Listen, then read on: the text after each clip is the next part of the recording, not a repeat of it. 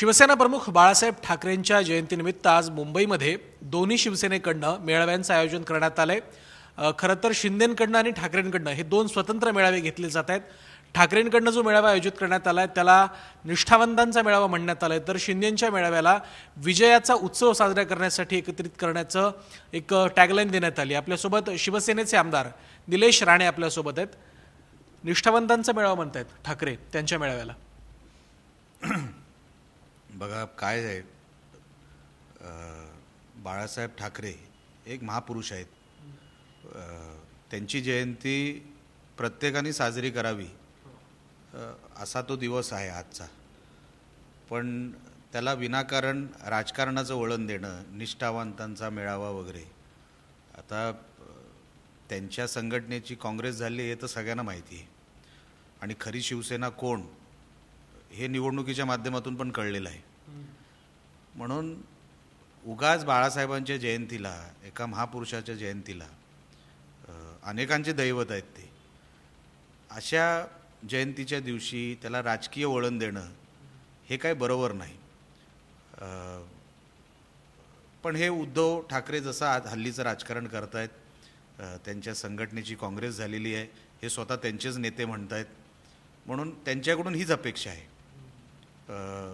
वडिलांचा, छत्रपती शिवाजी महाराजांचा, हिंदुत्वाचा त्यांनी भांडवलच केलेलं राजकारणासाठी आजपर्यंत, म्हणून त्यांच्याकडून काय अशी वेगळी अपेक्षाच नाही आहे की ते काहीतरी जयंती कशासाठी, ती साजरी करण्यासाठी असावी।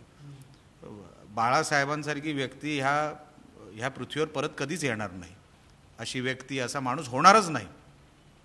तर तो साजरा झाला पाहिजे दिवस, जसं आपण शिवजयंती साजरी करतो, जसं आपण बाबासाहेबांची जयंती साजरी करतो, अशी ती जयंती साजरी झाली पाहिजे। तुम्ही इतर महापुरुषांच्या जयंत्या बघा, त्याला राजकीय वळण नसतं, एक उत्स्फूर्तपणा असतो, एक जोश असतो त्या सगळ्या विषयामध्ये।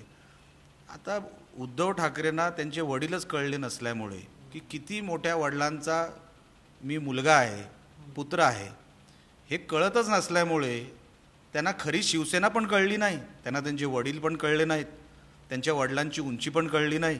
आणि एका जयंतीच्या दिवशी, एवढ्या मोठ्या माणसाच्या जयंतीच्या दिवशी नको ते राजकारण करत बसणं, नको त्या सभा घेत बसणं, हे काय बाळासाहेबांच्या जयंतीच्या दिवशी ते सगळं शोभत नाही। इतर वेळेला तुम्ही करा, काही हरकत नाही, दिवस साजरा झाला पाहिजे। आम्ही जसं म्हणतो ना, छत्रपती शिवाजी महाराजांची जयंती ही वर्षभर साजरी झाली पाहिजे, 365 दिवस।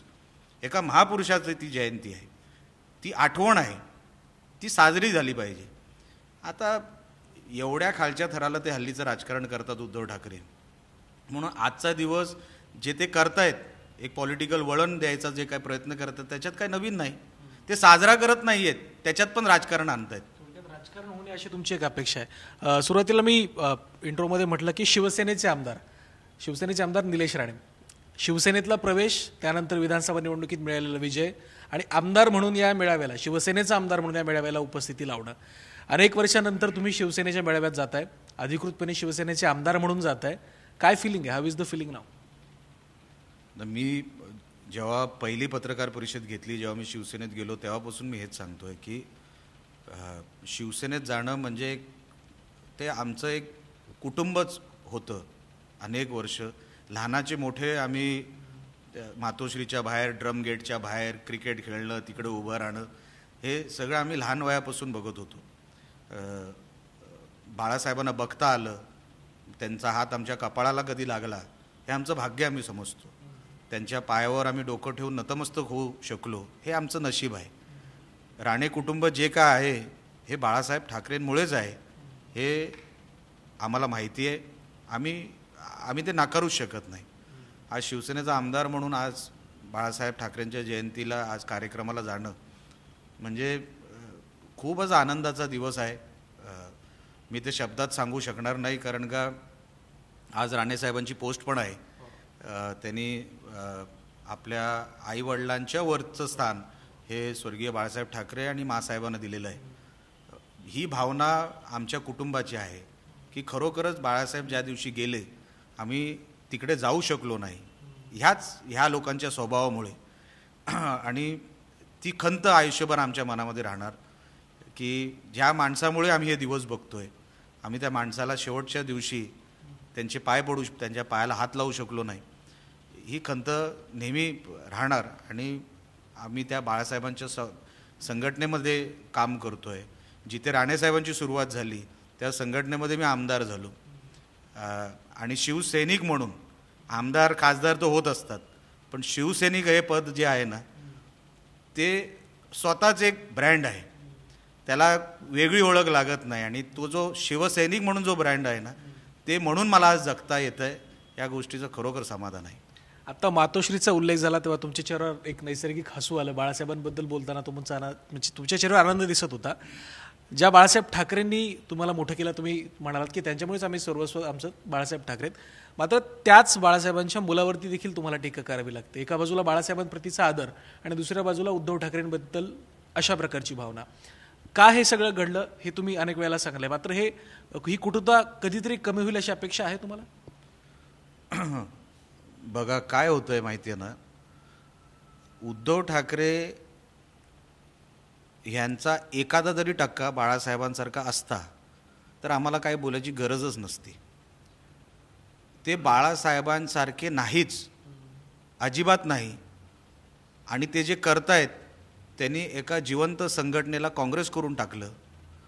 का इतके लोक सोडून जातात, आमदार खासदार का सोडून जातात? खरं तर त्यांनी ती आत्मपरीक्षण सभा घेतली पाहिजे होती. तर त्यांनी ती काहीतरी वेगळीच निष्ठावंत सभा वगैरे असं काहीतरी. आता किती निष्ठावंत राहिलेत तिकडे हा वेगळा भाग आहे. ते जे आहेत, जे त्यांना निष्ठावंत वाटत आहेत, ते खाजगीत कोणाकोणाला भेटतात आणि किती लोकांच्या अँटी चेंबरमध्ये कामं घेऊन जातात, हे सांगितलं तर आजचा मेळावा पण होणार नाही अशी परिस्थिती आहे. म्हणून पहिलं त्याने आजूबाजूला कोण निष्ठावान आहे, खरंच निष्ठावान आहेत की नाही, ते सकाळी कुठे असतात, बंगल्यावरून निघाल्यानंतर कुठे जातात, कामं करण्यासाठी कुठे कुठे जातात आणि किती लोकांच्या टचमध्ये आहेत, कुठल्या कुठल्या पार्टीच्या टचमध्ये आहेत, एकदा तपासून बघावं. म्हणून उद्धव ठाकरेवर आम्ही टीका आम्हाला आवडतं म्हणून करत नाही.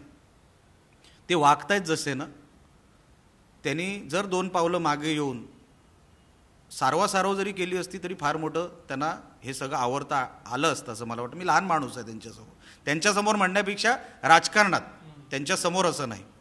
पण त्यांच्यावर टीका करावी हा उद्देश नाही.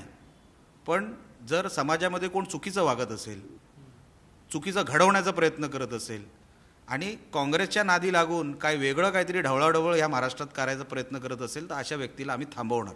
तुम्ही आता म्हणालात की त्यांनी 2 पावलं मागे जाऊन जर काही भूमिका घेतली असती तर झालं असतं. आता ती काही शक्यता वाटते जर उद्धव ठाकरेंकडनं काही समजुतीची भूमिका घेण्यात आली तर राणे कुटुंबाच्या संदर्भात? नाही, आमचं त्यांच्याबद्दल कधीच वाईटपण नाही. ते आमचं घर पाडायला आले मुख्यमंत्री असताना, त्याच्यानंतर आम्हाला आतमध्ये टाकण्यात आलं. 2-2 महिने आम्ही जेली बघितलं, सुप्रीम कोर्टापर्यंत आम्हाला जावं लागलं, आम्हाला घर वाचवायला अनेक कोर्ट कचेऱ्या कराव्या लागल्या. त्यांनी NGO ठेवले आम्हाला आमचं बंदोबस्त करण्यासाठी, त्यांनी हेर ठेवले, पोलिस आमच्या घरावर हल्ला झाला, सगळ्या गोष्टी झाल्या आमच्यावर. आम्ही त्यांच्या घरावर कधी गेलो नाही. आता त्यांनाच जर आम्हाला संपवायचं असेल तर आम्ही काय करू शकत नाही. आम्ही कधी त्यांचं वाईट व्हावं, आम्हाला वेळसुद्धा नाही होत एवढा. तुम्हाला का वाटतं की आम्हाला एवढा वेळ आहे? आम्ही जनतेतून निवडून येतो. आम्ही जवळपास 40 वर्ष राणे कुटुंब आज निवडणूक प्रक्रियेत आहे. म्हणजे 1985 पासून आत्तापर्यंत जवळपास 40 वर्ष होत आली आम्ही निवडणूक प्रक्रियेत आहोत. लोकांमधून निवडून येतो. म्हणून असं काय नाही की ते उद्धव ठाकरे त्यांना ते सुधारले तर आम्ही गप्प राहणार. ते असेच विस्कटल्यासारखे वागत राहिले आम्ही सोडणार नाही. सोडायला आमचा जन्म झालेला नाही. ते नीट वागावं त्यांनी, आम्ही नीट वागणार. शेवटचा प्रश्न, तुम्ही आता म्हणालात की जे त्यांच्या जवळपास आहेत ते सुद्धा निष्ठावंत आहेत का हे एकदा तपासलं पाहिजे. खरं तर कोकणामध्ये गेल्या काही दिवसांमध्ये उद्धव ठाकरे गटातील अनेक आमदार, अनेक माजी आमदार, अनेक पदाधिकारी हे आता भाजप आणि शिवसेनेमध्ये प्रवेश करत आहेत. चर्चा अशी देखील आहे की रायगडमधील देखील काही महत्त्वाचे नेते, रत्नागिरीतले, सिंधुदुर्गातले देखील काही नेते उद्धव ठाकरेंचे महायुतीमध्ये प्रवेश करतील.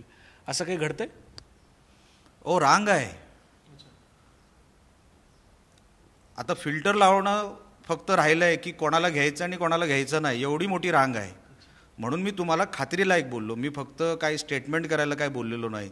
की हे निष्ठावान जे काय उद्धव ठाकरेंना वाटतं ते खरंच आहे, खरंच नाही आहेत. आणि आमच्या महायुतीमध्ये येण्यासाठी उबाटातून लाईन आहे. 3-4 खासदार देखील मी सांगतो लाईन आहे. ते येणाऱ्या काळात तुम्हाला दिसेल. म्हणून मी का सांगितलं, त्यांनी अगोदर आत्मपरीक्षण सभा करायला पाहिजे होती की माझं कुठेतरी चुकतं आहे का, एवढी लोक का सोडून चाललेत. निष्ठावंतांचा मेळावा लावणं ते पण अशा परिस्थितीमध्ये, अहो खरं निष्ठावंत आहेत का ते हे तरी तपासा. आज भाषणं मोठी मोठी होणार आणि जे आमच्या संपर्कात आहेत तेच मोठी मोठी भाषणं करणार, पण हे कधी उद्धव ठाकरेंना कळणार नाही. त्या एक वेगळा घमेंड आहे त्यांना आणि त्यांच्या मुलाला. त्यांना असं वाटतं आहे की बाळासाहेबांमुळे आम्ही काही करू शकतो, नाव ठाकरे आडनाव असल्यामुळे काही होऊ शकतं. ती परिस्थिती संपली साहेब, ती परिस्थिती संपली. आता कुत्रं भी घालणार नाही अशी परिस्थिती आली आहे त्यांच्यावर. त्यांनी आत्ता सुधारावं, आत्ता तरी ती घमेंड कमी करावी, जमिनीवर यावं, काम करावं. गावागावामध्ये काम करत असताना हे तुमचे फालतू विषय चालत नसतात, त्यांना ग्रामीण भागातले विषयच सोडवायचे असतात. ह्यांची संघटना ते आता पूर्ण अपयशी ठरलेली आहे आणि निष्ठावंत वगैरे काही नाही. अनेक लोक उबाटातून आमच्याकडे येणाऱ्या काळामध्ये तुम्हालाच दिसेल किती आमदार, खासदार, आजी माजी, नगरसेवक वगैरे वगैरे, ग्रामपंचायत सरपंचांपासून किती येतात ह्याचं तुम्हाला येणाऱ्या काळात तुम्हाला दिसेल. हे होते शिवसेनेचे आमदार निलेश राणे, यांनी सांगितले की मुळातच बाळासाहेब ठाकरेंची जयंती हा राजकारणाचा नाही तर साजरा करण्याचा दिवस आहे. दुर्दैवानं उद्धव ठाकरेंकडनं ते होताना दिसत नाहीये. जर उद्धव ठाकरे सुधारले तर आम्ही त्यांच्यावर टीका करणं थांबू, मात्र उद्धव ठाकरे तशा कुठल्याही मानसिकतेत आहेत असं दिसत नाहीये.